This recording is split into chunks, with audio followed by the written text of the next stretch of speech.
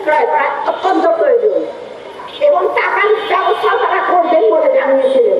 কিন্তু তারপরও আমাদের দেশের যারা দণ্ডমুণ্ডের কর্তা ছিলেন তৎকালীন, তারা শিশুদের স্বাস্থ্য, শিশুদের জীবনটাকে গুরুত্ব দেননি বলে এই ধানের ওষুধ কেনা হয়নি, টিকা কেনা হয়নি। এবং আজকে আমরা দেখতে পাচ্ছি এখনো প্রতিদিন শিশুরা আক্রান্ত হচ্ছে এবং মৃত্যুমুখে পতিত হচ্ছে। আমরা দেখতে পাই মাদ্রাসাগুলিতে আজকে কি হচ্ছে।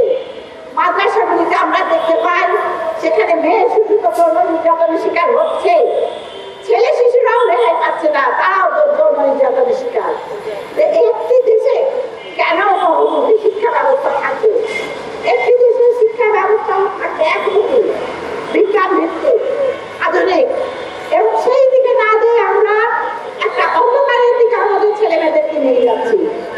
অত্যন্ত দুঃখের বিষয় যে আজকে আমাদের একজন তথাকথিত ধর্মীয় নেতা তিনি বলেছেন যে ধর্ষণের 4 জন সাক্ষী না থাকলে কোনো বিচার হয় না।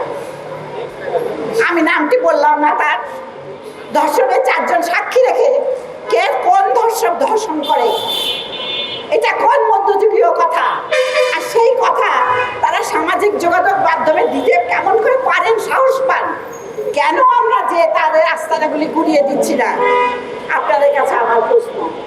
আরেকটি প্রশ্ন আছে আমার সাংবাদিক ভাইদের কাছে, কে অত্যাচারীদের বাসায় গেল, ছবি তুললো, টাকা দিল, এইটা তো বড় বিষয় নয়।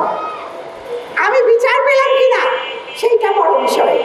আপনারা দয়া করে এই পাবলিক স্টান্টগুলিকে প্রাধান্য না দিয়ে আপনারা সমস্যাটার দিকে তাকান।